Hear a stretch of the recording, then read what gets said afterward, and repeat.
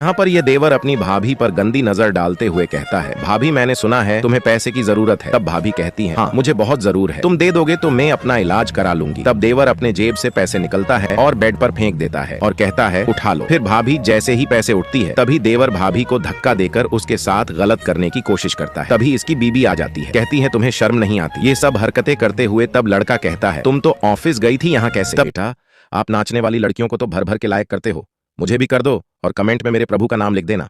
तब बीबी कहती है, मैं कोई ऑफिस नहीं गई थी, तुम्हारी काली करतूतें अपनी आंखों से देखने के लिए इन पर्दा के पीछे छुपी हुई थी। तब लड़का कहता है, मैं बहक गया था, मुझे माफ कर दो। फिर लड़की कहती है, अब तुम जिंदगी भर अकेले रहोगे, जा रही हूँ मैं तुम्हें छोड़कर।